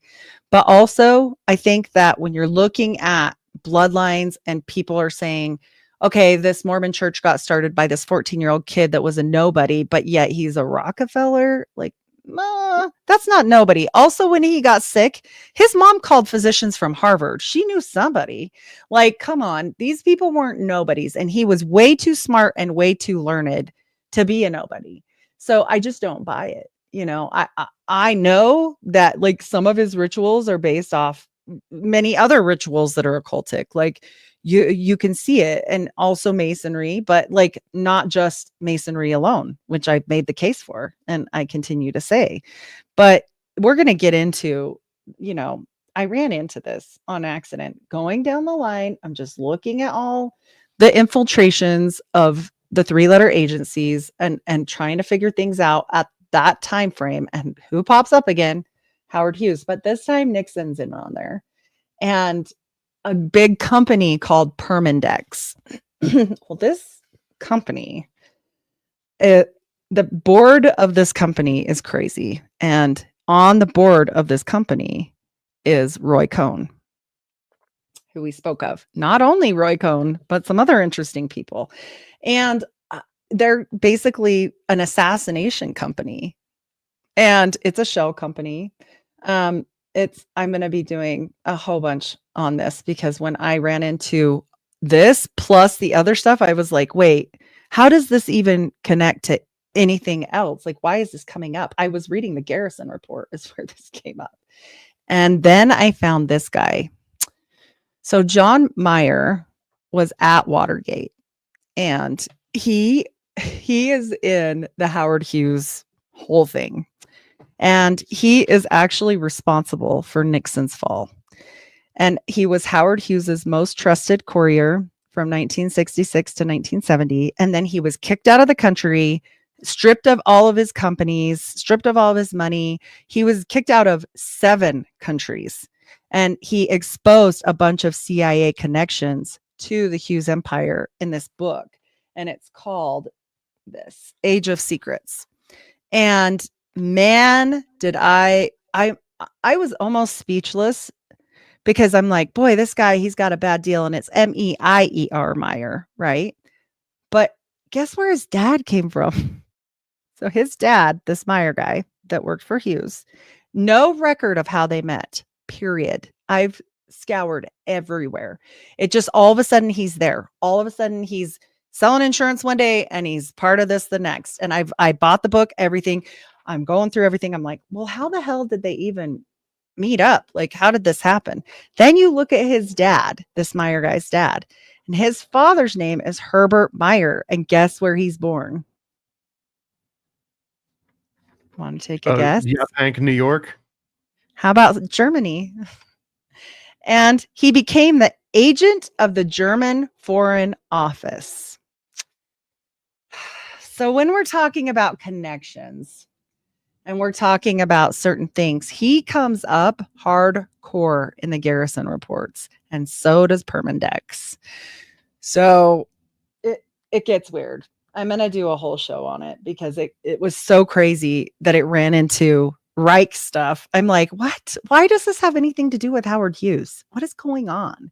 And sure enough, or Roy Cohn. That's crazy too. Roy Cohn. Wait till you see the rest of the list. I have the full list, and I'm going to put it out, but I don't want to. I just have to point out that the magazine cover that you were showing that had like the set. I've been wanting to do a deep dive on this guy forever. No one even knows who he is really. Lyndon LaRouche. Meyer. Oh, No, Lyndon. Lyndon LaRouche was like an OG, like 1970s, 80s conspiracy theorist. He was almost like an Alex Jones, but he had a weird freaking like trajectory. He started out as a staunch socialist communist, but then became like an ultra nationalist American at some point. It's really wild, but his Well, magazine was Executive Intelligence Review, the EIR, and they are like one of the biggest publishers of like 1970s 1980s anti-masonic chosen sort of rhetoric, which is it's weird because they're also very critical of Bush family and the Germans, and it's kind of just like firing all directions. It's the deepest rabbit hole ever. The interesting thing is when the parties that were here in America reformed themselves after the war, they became the anti-communist league. So don't trust that just because it It's says like that. another like Southern switch kind of situation. Yep. They're like, It's hey, like, we're the exact opposite of what we were yesterday. yes. And so I found a whole bunch on that. And so we should definitely do a deep dive. I'm going to be doing a really deep dive on all these companies because I've already been going into the shell companies and seeing how they attach, because I was just trying to follow the money. Like I was like, okay, well, if this guy's here, then what was he doing there? What's he making there? Or what's going on with this? What's going on with that? So it's very interesting, and how much he had to flee to Canada, this Meyer guy, after he exposed everything. Well, I think he was made. I mean, I'm going to go through it and with a fine tooth comb, but I bought a bunch of books and I'm really on a hot trail of that. But the company itself, there's very little published, except it keeps coming up in the Garrison report. And the Mormon Mafia was 100% involved in the execution of RFK. So why wouldn't they be involved with JFK? Right. I mean, it doesn't make a whole lot of sense otherwise. But also remember, the church is funding things because they are the presidents of the banks. The church is friends with presidents. Like, all these connections are very interesting, extremely interesting. So I don't know. It's just, yeah, I think it's interesting. We'll say that. What do you think about all that? This is all brand new to me. I didn't know about a single one of these connections. I definitely didn't know about the Roy Cohn connection. I don't even know if I've necessarily, outside of when we did the Mormon Mafia episode, ever heard that the Mormons would have cared about RFK. Aside from that, so many of the Mormons, I guess, in the CIA, so maybe there's a crossover there. Mormons on Howard Hughes' team, which I would assume would have been involved in the double cross, right? Like the closest people to him, if they're also affiliated or in the same sphere as the CIA. Because when you say Mormon, maybe this is part of my own bias still, but when you say Mormon, especially, there's some in the Howard Hughes team, there's some in the CIA, there's some over here. I imagine that like they might not know each other, but their parents know each other, or their grandparents know each other. Something's going on. It's not Something's like going it's on. the widest net that you just cast over the entire US. You're gonna grab. Well, and he was so reclusive. Yeah, he was so reclusive that you would have to have a way in. You can't just pop in. Like, come on. And also, by the way, one of the corporations that was started under Howard Hughes's name, when he found out about it, he was pissed and he shut it down because he didn't even know it existed. And he said to Meyer, you need to shut this down. This is just the Mormons and their genealogy shit again. Shut it down. And he did. He shut it down. But why would he be upset about it? Right? Like, he's already kicked off his own board. He's already got kicked off. And it makes me think of like what you said. Okay, why is Roy Cohn important? Is Trump the new Howard Hughes? Just a useful billionaire? Like, I'm telling. I mean, I know it's a rhetorical question, but yeah, absolutely he is. And Yep. he's the new mafia don. Well, he has a lot of interesting things coming up, including a new World's Fair. Do you know that, right? Right. Yeah. Then the Great American Exposition, or whatever the hell it's called. Yeah. Every time there is one, there's a huge outbreak of disease from these things, by the way, and a bunch of people die and then buildings get burned down. That's just what happens. So I won't be attending that. It's like a Burning Man. Yeah, hard pass. Yeah. I just think that there's a lot more connections than people actually realize. And we have to remember, like, how many people are really out there that are wealthy at this time? Like, come on, they all knew each other. Let's get real. Like, this is, this isn't rocket science, unless it was. Just kidding. The Great American Fair. Is that the name of it? Yeah. Yes, yes. And he also had a hotel called the Atlantis. So, I mean, whatever.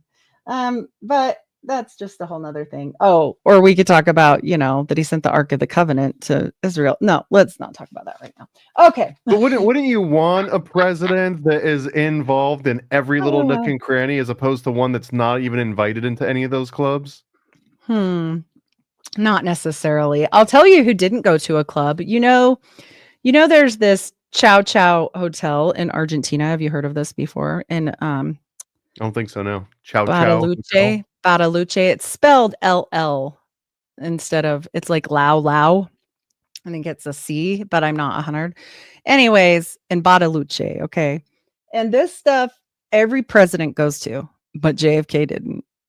So it just shows you where you end up if you don't go to the clubs, right? So I've never even heard of this before. This is supposedly where Hitler made it out and escaped, and then went to Argentina, and this is supposedly where he was for a while. But there was a big, math decal design in a pool over there that looked pretty interesting. But whatever, I'm definitely no expert on that. I just barely heard it. And who it was Borealis was talking about that. I don't remember his first name, but he's got a podcast. So shout out to him. And I thought it was fantastic. And so I just was surprised at some of the connects, and it helped me get to a few places that I didn't know. So I already knew about Permindex, but I didn't know about some other things that he knew. So that was interesting. And again, like I said, the records, they're trying to fix things with the Salt Lake Tribune. This is just another one talking about, now the last live we did, this lady said, she's lying. You can't just baptize anyone after death, like baptisms for the dead. And I wanted to show this article from the Salt Lake Tribune saying, yes, they do. So 4 years after the LDS Church agreed to stop the baptisms for the victims in Germany, perhaps the best known of them, the death camp martyrs, Anne Frank and members of her family, continue to pop up in genealogical records. Plus, they did Adolf Hitler, the Mormons, they did Mengele. They've done everybody. They've done all the bad. And so, and it talks about that down below, like they did Joan of Arc and they did all these different people. So they said it's hard to understand why Mormons choose to offer this to history's tyrants and madmen, even Herod the Great, like a whole bunch of different people. So Ivan the Terrible, Dracula, Rasputin, spiritual advisors to the doomed Romanov family, Imperial Russia, all crop up. And then there is, who with the Third Reich. And I've got the copy here that it did happen. And I doubt that was anybody's family. Like, they're saying that it was a problem for a long period of time. And I'm not saying that. The news said that in Deseret News. So don't come at me, because I'll bring some papers to show you. Because I don't make stuff up. It's too big of a treasure trove to make things up. Why bother? Right? Like, if you can not make things up and have that great of a treasure trove, let's do that. Well, we got Andreas in the comments. Hopefully we can reel him in to give him yes. He's in Germany right now, so maybe he even has some extra insight. Hopefully maybe he can talk about the Merman Ubermensch. Oh, he's on the train, so maybe he can't. We love you, Andreas. We love Andreas. We need your balance here to shut Heidi down a little bit. I know that she's just talking all lies about the Great Mormon Church. Yes. Well, maybe the church got great again, but I don't think they did, because you can check out Mormon. It became more of a corporation. And like I said, it's not Joseph's fault.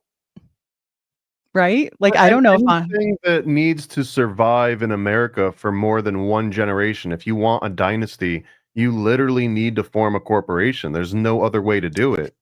but you don't need to be corrupt and form shell companies and have the Ensign Peak scandal. We could do a show on that. But I mean, it just becomes, when they are the largest farming landowners only next to one other person, which is Bill Gates, and then in turn, they are the number one portfolio is Bill Gates for Microsoft, for the Mormon Church. I mean, it just seems a little too NWO for me. And there's This a is all lot of new to me too. You're connections. blowing my mind on so many different things here, especially that the connection between Bill Gates and his mom and IBM, but then also with all sorts of deeper connections. This is all new. This went so deep that last night I was racking my brain through hundreds of notes. Like, how do I even start? Like, where do I even go? Like, I didn't mean for it to be this. I knew about Helmuth Huebner. I knew about that, and I knew very little about it. And I thought, oh, I'll just do that. And then I'm like finding all this crazy stuff. It was like getting slapped in the face with tons of things. And I was like, bah! And I finally had to like stop for a minute. And I was like, wow. And then I'm like, how did I end up in JFK? How did this happen? I'm like, what? So Yeah, seriously, when it comes to conspiracy theory and there's any one American involved, all roads lead to JFK at some point, just because again, it's the central point in which there might have been someone in the power to do so, to remove all the alphabet agencies, even including the IRS, CIA, FBI, FBN, CE, DEA, ATF, like every single one of these groups would have been out the door. And it's also interesting that not a lot of people have made that threat again, because I think that was the public execution, was the point of, you can say anything you want except for abolish the 3-letter agencies. well, and it's weird that it continues throughout time. I guess it's not weird because they had already infiltrated the CIA with the Mormon Church. And here's my problem with it. Why are you a church then? Just say what you really care about. Like, that's great. Go care about that. I don't care. But like, don't pretend things are what they aren't. And that is my main problem with things when it comes to Brigham's church, right? Like, I do believe Joseph stood for what he believed and didn't change things and was like, hey, this is what's up, hell Salem. But whatever, right? He's over in the corner doing Abramelin. It's fine. But whatever he wanted to do, at least it was honest. Like, I don't like corruption, whether it's in government or in regular life. Like, I always tell my kids, don't tell lies. Then you don't have to remember what you said because you'll just say the truth. Just do that. But I know it's government, and I know government can't do that, I guess. So I don't know. That's also dangerous advice to give kids. And I think maybe I'm just we have talks. We do have talks. Yeah. I knew that there were some times that you lie, especially if, say, like the resources officer from school starts questioning you about that substance that they found on the bus. That's one of those times when you're like, I don't know what the hell you're talking about. That was there. That was candy. That came out of my what's that thing? Sir. That little pixie pop or something. Pixie stick. That was a pixie. We won't get too much into details, but yeah, there's certain times when I think that's also one of those, you must be this tall to ride. Like, you got to know when to hold it. Yeah. Yeah. I guess a good rule of thumb is that if you're talking to your government, that's the time to lie. And I don't even think that it's necessarily okay, let me phrase this in the right way. Technically it would be a crime, but it's also like the crime in the sense that it's not a crime unless you get caught. If you lie to the government, you have to at least make it good and convincing, and like cross your T's and dot your I's, because even the government knows you're going to lie to them, because you'd be crazy not to lie to them in certain instances. So it's more of like, how well can you keep your mask on your face? And if you don't know how to properly wear your mask without it slipping and without like sweat coming out, then like that's what you get in trouble for, because you're breaking the illusion. But as long as you can not break the illusion and play along, you're allowed to lie and be as corrupt as you want. Because the real crime is doing corruption in a way that the other people see it, and now all of a sudden you're breaking down the faith in an institution. Because the truth is that if you got a full peek behind the curtain of the institution, you I just think be I like, did. oh, I it's think all I did. corrupt. Okay, And I felt so overwhelmed. I was like, oh my gosh, like what is happening? Like I got a tiny peek behind the curtain. I went, oh my gosh, this is all connected. Oh my gosh, what is happening? Yeah. Mine was military enlistment, and it happened in a bunch of different little ways. But like the first one, like I've brought this up a couple times on other shows, but when I was going through the MEPS, you get recruited, and then you go through this MEP station where they make you do like weird walks, and they make sure you don't have flat feet and all, cough and all the things. And the recruiter and everyone I knew said that when you go in there, you had two acronyms. That's that when anyone asks you a question while you're in MEPS, NO, meaning if you answer no to the questions that they ask you, NO means new opportunities, and yes means your enlistment stops. This is like a common thing they told everyone going in there, because the only questions they ask you at MEPS are things like, have you ever questioned the government? Have you ever been part of an anarchistic group? Are you allergic to penicillin? Are you allergic to ants? Like, Right. ask a bunch of stuff that if you say yes to any of those, your enlistment does stop. They say, okay, you made it to level 7. Here's this big red stamp, and Now then you got you're to go and get a done. waiver, and you got to go back through the Oh boy. process.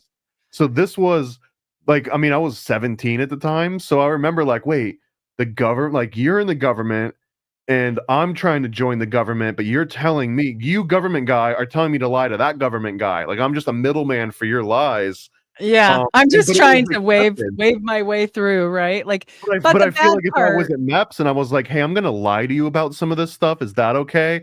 Then you'd get in trouble, right? Because again, like they know yeah. that you're lying and they know that you're supposed to lie. You're just not supposed to break mask. You're not supposed to let other people know that like the lie is going on. And this was just my pinky toe dipping into the pool of like the government lies. Like once I actually got into my real job, it just like ramped up. More I was such an lies, idiot. lies on lies. I That's actually I what do you reported. mean? I went to Yale. What? Well, I got cross Just trained at one kidding. point as security forces, which is like the Air Force police force guys. And through that, this is how stupid I really was when I was like 18 or 19. I took a class on fraud, waste, and abuse. So just one of those things you got to check off that says you went to this thing and you can keep Like your going. MSDS. Yeah, I get And it. in there, they talk about all these examples of fraud, waste, and abuse. And I swear, I'm driving. My other part of the job was that I had to surveil the base. I drive around in a car and look for people doing weird stuff and stop them and question them. I was like What the are you stop doing? style. Yeah. And I'm Yeah. driving around and I see dump like I don't want to exaggerate. It was like 12 dumpsters filled, like overflowing with brand new computers and desks and chairs, like brand new stuff that had never even been used, like almost had price tags on it.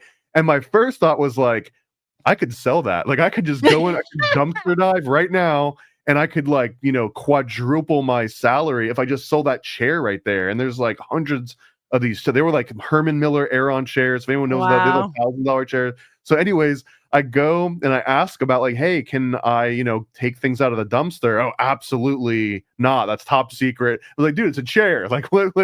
So then it turned into a whole thing, but eventually I guess I was a little bit scorned of like, what do you mean I can't have that chair? That's a perfectly good chair. So I legitimately reported it to fraud, waste, and abuse department Oh, of oh no. the dumbest thing I ever did. I got on the radar. Yeah, I won't even bore you with the rest of the story, but it was one of the dumbest things that I ever did. And again, it's this thing of knowing that sometimes you do have to lie, sometimes you do have to turn your eye from I mean, it, and I everyone agree. does it, No but you good just don't know deed how to say goes it. unpunished. I see what you're saying. Like, I mean, to a point, right? Like, but if you're at a point where you are literally affecting the country, like you are affecting two countries at minimum and possibly the world, like you got to really think about what you're doing here. Like that's a lot. Like you're talking about making people not be here on earth. And so, I mean, at that level, whole different situation, right? And I think that the Mormon church has perfected that at their top levels, which is my whole issue with them. Like why lie about what they're doing in the whole like ceremony with the temple. It freaks people out. It freaks them out. Like if they knew ahead of time, like a little bit of stuff, just like anything else you join, don't completely hoodwink them. At least let them know what they're doing. Like, hey, this might get weird because, this, and you should read this book and do your own journey. And if they don't do that, then that's on them. But don't have it be on like the whole church. Like you're not playing well there. And then you're getting involved in shell companies and, you're hiding money and, you're one of the richest churches ever now. And you're building temples down the street from the Rome Vatican. Like, come on, like anybody that's not connecting dots at this point, like you better start, because I don't think it's going in a good direction. And everybody thinks it's going in a great direction come next year. And I'm just looking at it, knowing the things I know now, because I read some dumb papers that I'm like, oh my Lord, what is going to happen? Like, and it's just stress, but like scary, I don't know. All I can do. Have you, in your Mormon travels, ever met a pro-German, pro World War II German Mormon modern day that's like, yeah, I think they had the right idea? Because I almost get like a more peaceful, helpful. So the people that I grew up around, okay, in Utah, I don't know if I can say this. I'm just gonna try and camouflage it the best I can.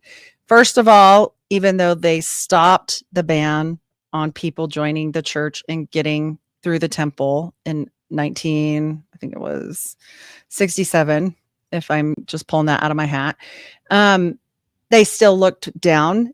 And I grew up in the 90s. Like if I were to have brought home a boy that was not my same color, that would not have worked. My grandpa and my family members called certain people porch, and you can fill in the blank. Animals. No. Try again. You've never heard it. It's a bad word. And so anyway, that along with other comments that I heard consistently, not just in my family, but in the church at that time. Like when my brother got married, she was black, and it was a bomb. Like it was actually super fun for me because I'm completely not okay with any of the ways that people looked at that. But I thought it was fantastic. And I just was like, you know what? Way to be strong, because cool. Like I think you should love whoever you want to love. But it caused such waves. And if he had lived here in Utah for very long, like, it did ruin his relationship. She left. She said, I've never. Are Mormons cool with gingers? Well, there are so many ginger. Yeah, they're white and delightsome. Yeah, for sure. What about albinos? What about an albino? I bet they'd love them. Well, that's still 3 generations back. That one dropped. What if all of their parents were albinos? I don't know. Maybe then. But I'll tell you what is. Look, I was born to be a Mormon. Just look at me. I'm the whitest delightsome you can get. But like, I mean, I just think that it is a certain standard that they just don't talk about anymore. And they try to look really progressive and put commercials like, look at these biracial couples at this LDS group thingy. You don't hardly ever see that. It's so rare. It's like, I mean, first of all, most people here that are mixed race are because there's a military base nearby. And number 2 is they're hardly ever not mixed already, right? Like half. And so like when I didn't see my first person of color until I was in the 6th grade, and I almost got beat up because I just stared. And I didn't mean to. I just had never seen a person different than me. I was just like mouth on the floor. I'd seen Native Americans. That was different. How old were you? 17? I was in 6th grade. So like 12. Like 12, 13. But I moved here from Idaho. There's definitely no people in Idaho back then. And even now it can be sketchy because there's a lot of factions in Idaho. But here I moved back to Utah and I was like, whoa. And me and her became really good friends because she was like, what the hell are you looking at? And I was like, I just never seen anybody like you. Could I touch your hair? Oh my And god. That's the worst. no, you don't get to touch my hair. That's I the was like, worst. I don't what is I need to know, since you were one of those, what is it about like let me touch your I hair? just never Why? seen anybody with hair What? like that. That's I, so wa- I, weird. That I I thought it was saw fantastic. again in boot camp, there were more than 2 or 3 fights that were specifically about a white guy had never seen a black guy in person and was touching their hair. There was literally 2 fights in I one would night never, between I 2 would never different groups touch of anyone people. without their permission though. But yeah, I was like, it was her hair because we were in 6th grade. Somebody said it's One not of their them hair. waited for everyone to fall asleep, and he actually snuck into the other bay and like, Oh and my everyone gosh, just I was would like, never do that. "What are you That's so doing?" Like, it was creepy. a fight over, like, "I just needed Yeah, to I touch would your hair." What? I would fight someone if it got that weird for sure. She had cute little like pigtails at that time and they were cute and I was just like, "Oh, she looks so nice." But like I get why some other people are weird, like they get weird that I would never do that. But we ended up I don't know. best friends. I don't want anyone's to touch me with their hair. That it just kind of grosses me out a Yeah. little bit. Yeah. I don't No, care how nice your hair yeah. is. I mean, that Nikola Tesla also hated hair. Well, I just think it's maybe because I had not seen very many people ever different from me.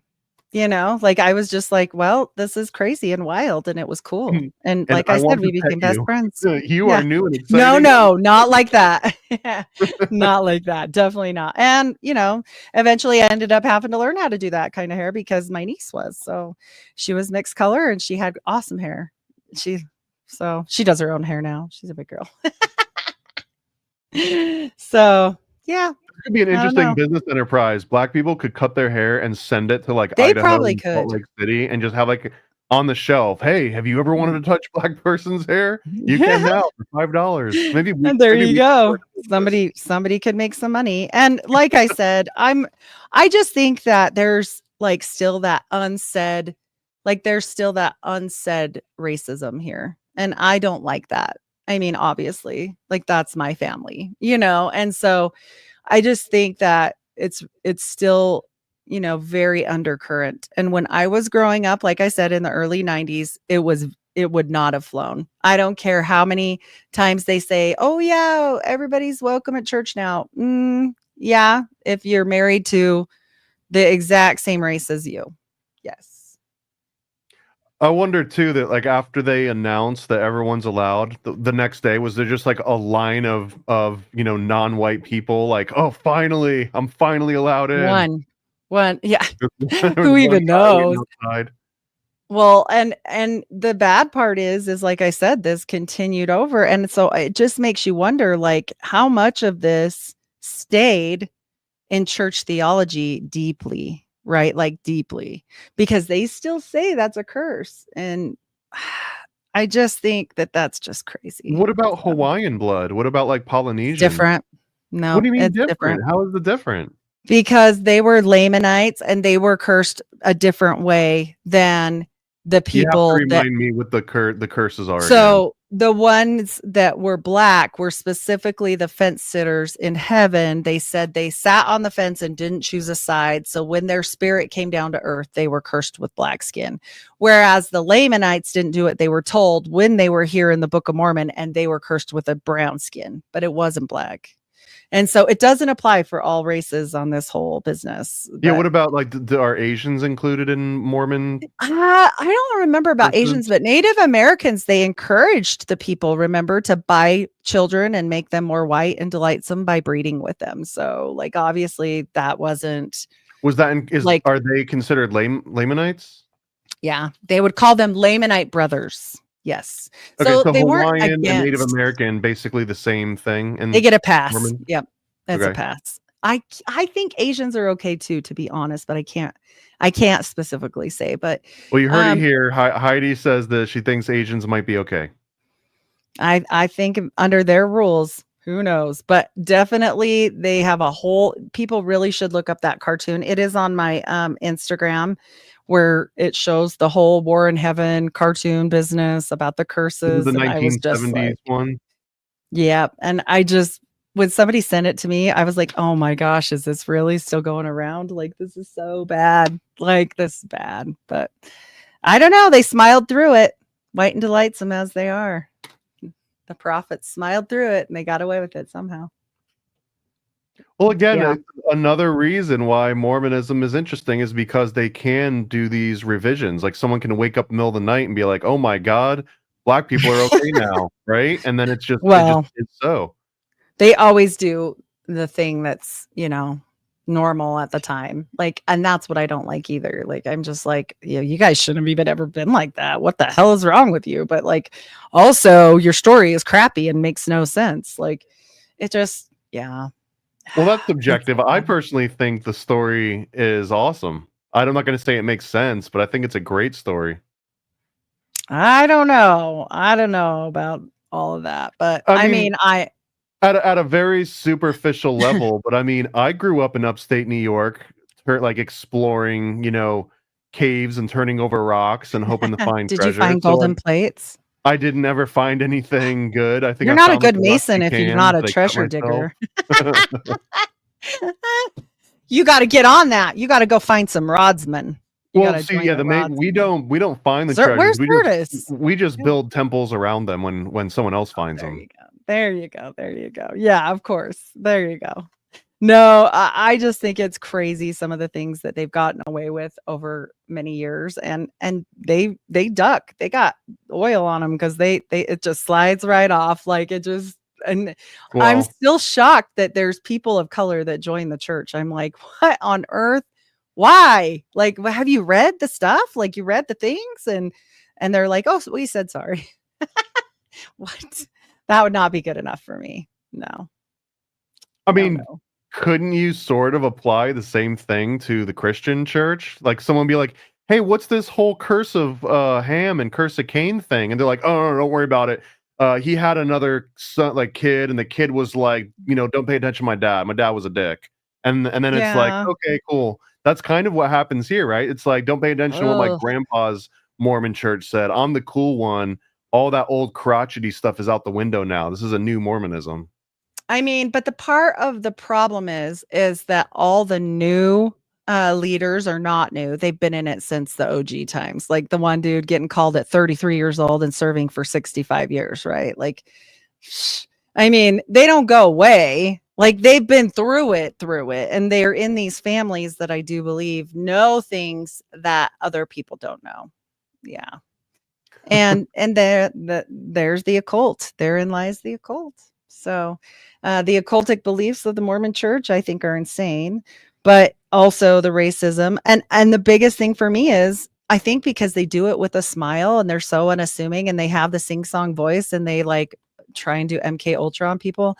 I think maybe that's like how they get away with it. I really they get away Well, with seeming very unassuming. it's sort of related to that point I was making about like lying in certain contexts where as long as you're being really polite and you're being pleasant and courteous, you can get away with like some really horrific things. Oh, and they do with their business shoes. And I'm just always wary of anyone that wears the pointy shoes. So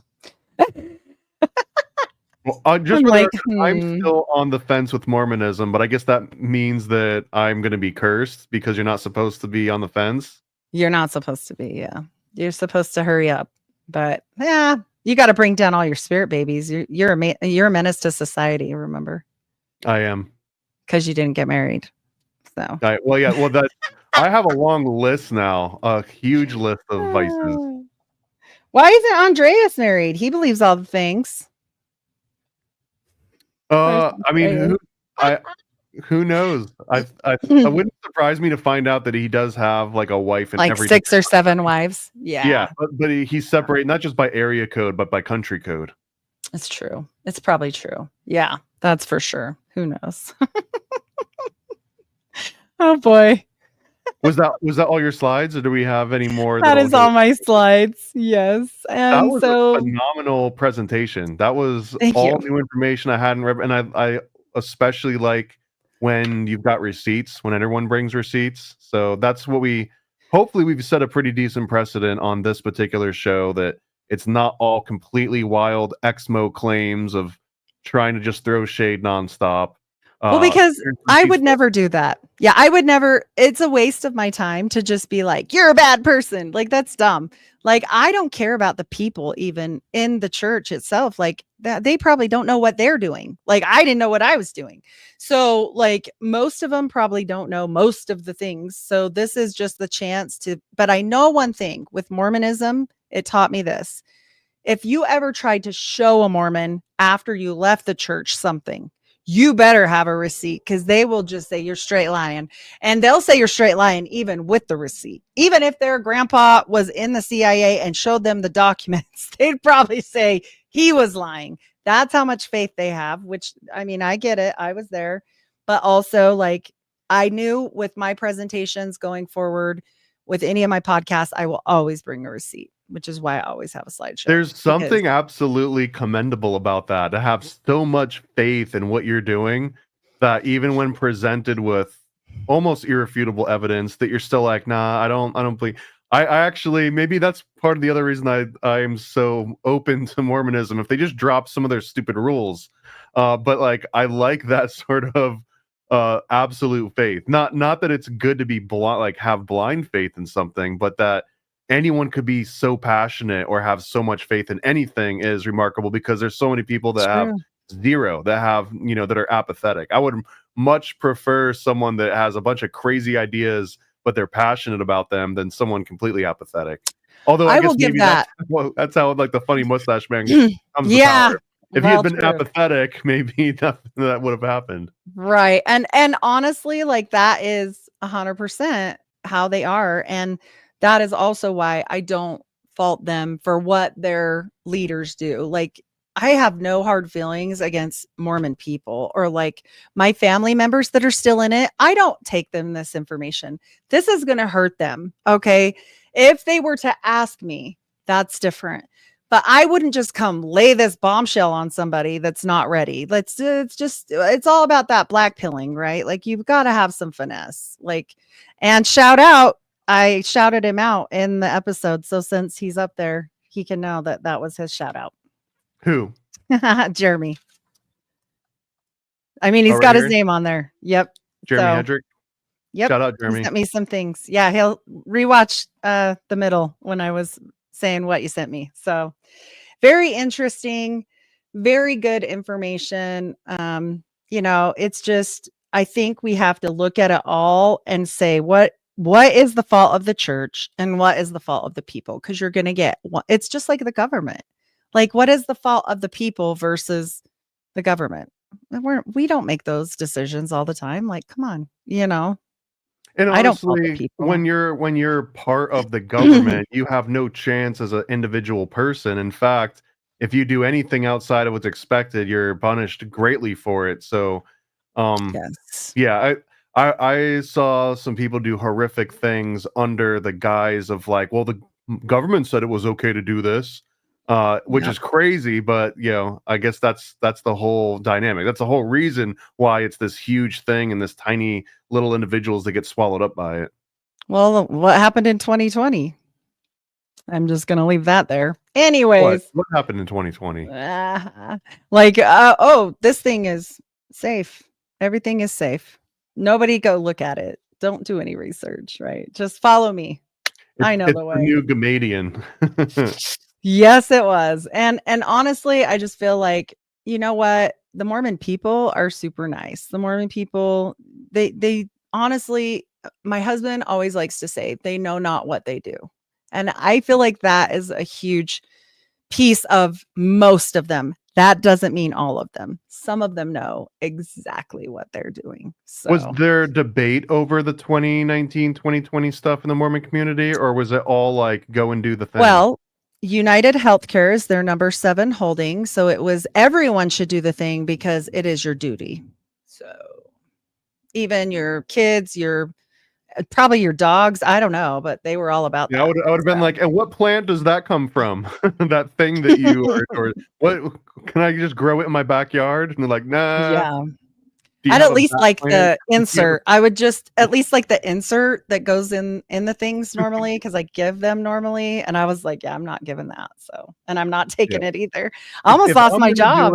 I'm Yeah. gonna make it with my own bat and pangolin. Like, I'm gonna have Yeah. them do the whole thing in, like, my backyard, and we'll figure it out. We'll figure out that mess because I'm like, nope, nope, not doing that. And, it just makes you wonder whenever people are willing to sacrifice their own people, like what is really going on? Brown shirts, right again. So, yeah, that's scary. The people that carry out the orders aren't always immune to the consequences. So, there's that. Well, I mean, a little surprised, but yeah, it looks like that, your YouTube channel did not get taken down over the course of this, so Yay! we behaved ourselves. We were very good about this. We were Maybe we should careful. do It's all a next historical. follow-up. Maybe because I brought the receipts. I don't know. I'm not saying this will be the next episode, but I'm just putting this out there so that I don't forget it either. But I would love to do a Howard Hughes episode because me and Cheney have been talking about Howard Hughes for such a long time on the Hollywood connection. And then I did a deep Right. dive on his deep sea research connection, which I Oh, that's think a is good part of the one. reason that he got into trouble with the government, where they were trying to Mhm. figure out how to recover a down sub allegedly, but really what they were Yes. doing was in the deepest part of the ocean. Maybe they were drilling in the inner. I don't know. I don't know what they were doing, Who knows? but now you've got this like Mormon mafia connection. So how the Howard Hughes, I think, is Well, perfect at the epicenter of all these different conspiracies combined.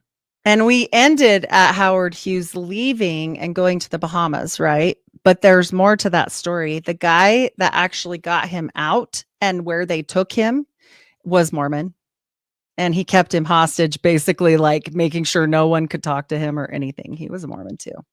So, yeah, it gets interesting for sure. Yeah. Yeah, I think we should do that. All right. Well, let's wrap this one up a little bit. Do you have any Perfect. interviews or plugs or anything someone should look out for from you? So I did just put out the Mormon Mafia episode that I did with other people on my channel, not ours together, but another one. And it does cover a little more things, I but didn't approve this. I'm sorry. I know. I put it out because they have to know, because if we're going to do this Permindex and all this stuff, they have to know what's going on. We have to lay the ground I'll level. allow it this one time. Yeah. Yep. We got and I'm really sad my Thomas S. Monson little picture didn't come up with his quote, because he literally was putting brick and mortar with his little trowel. It was just for you. He's a Mason. Did you show it and we didn't see it or what? No, it didn't get saved. I was so Oh, sad. okay. I'll have to show you next time. But yeah, anyways, I am just twice a week still releasing, doing Patreon. 2 times a month you get extra shows. There is one coming up very quickly. It's about 3 hours long. We go pretty long on those. Not 25 hours. I mean, that's whoa. But I can't do that. I don't know. And then other than that, catch me, give me a rating, hopefully an Apple, all the things. But I only do release once a week on here, because honestly, they just shadow me so bad. It's yeah. Yep. It's a liability now putting anything It is. on certain platforms. Yep. I was scared. Yeah. This one, I'm glad. I mean, I didn't have any, so I was like, well, I'll take the hit and take the class. I mean, what if you don't even have it one strike? It's kind of like, what are you even doing with I your did life? the class. I did the class and got rid of it, right? Then it's gone, or Okay. no? You know, I have a permanent strike. There's certain things that if you say, Oh no. even if you take the class, it never goes away. So I've no. got one in the chamber at all times now. So I can only afford to get one additional. If I get two, Oh then my everything gosh. ends. Oh, I didn't know that. Yeah, FYI. And if you go through the fine What's print the on word? YouTube, Yeah. it does tell you, like, oh, and by the way, there's certain things that if you get dinged, it never gets off your permanent record. All right, send me the list of that. Like, yeah, it was the 2020 thing. Oh, and what's yes. crazy is that it was a guest that popped on, said a thing within 3 seconds. It was a 3-hour episode. They jumped on, said something in the span of 3 seconds. As soon as they said it, everyone else on the podcast was like, allegedly, that's that person's, their opinion. No one else thinks that, but it didn't matter. Man. And now that's my cross to bear, my little black star. Mine was that. Maybe I need to look if it's permanent. Mine was for the same thing, but we did try to mask the wording. We weren't full on. It's gonna get, the AI is gonna keep getting better, and to the point where even if you bleep it out and blur it, the AI is gonna be like, I know what they said. You Oh know? man. Yeah, we're screwed. Who knows? And What's yes, your unfilteredrise@gmail.com for anybody that wants to chat with me, Cheryl at Cheryl. Say that again. Unfilteredrise@gmail.com. There you go. Yeah, she's on Instagram, on Twitter, YouTube, Rumble, all the places. Same thing with me. You can find me at Paranoid American, or on X, it's just Paranoid America without the N because it doesn't fit. And then also, I will be, the main reason that I didn't do this whole thing on YouTube is I'm saving up my strikes because I'm doing a 25-hour live stream with Donut that starts in, oh my God, starts pretty soon. It starts tomorrow morning at 10 a.m. and we're going to go until 11 a.m. Wednesday. So come and hang out with us and chat. Hopefully before we get removed from YouTube, but it'll be on all the different platforms, doing all the things. And it's in our last ditch effort to promote our Illuminati comic that we've been raising for the last 4 weeks, the last month straight. And the next 2 days is the last chance that you'll get to back it and get a color copy and all the cool stuff. So I'll play a little commercial as we get out of here. Again, thank you for the amazing presentation. This was particularly good one. I love this one. Yeah, thank you. Thanks for having me. All right, I'll see you guys all at Temple. Bye.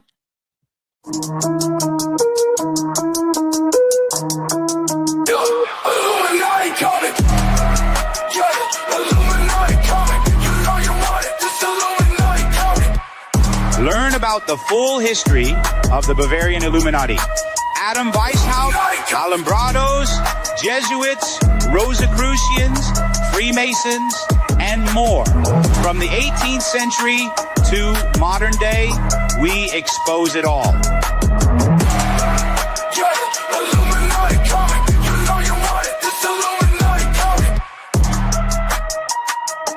That's right, it's the Illuminati comic from Donut and Paranoid American. Get yours now at IlluminatiComic.com. Paranoid.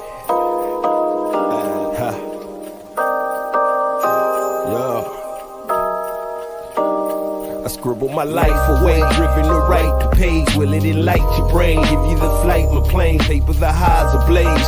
Somewhat of an amazing feel when it's real to real. You will engage it. Your favorite, of course, the Lord of an arrangement. I gave you the proper results to hit the pavement. If they get emotional, hey, maybe your language, a game, how they playing it well without Lakers. Evade them, whatever the cost, they are the shapeshift. Snakes get decapitated, met is the apex.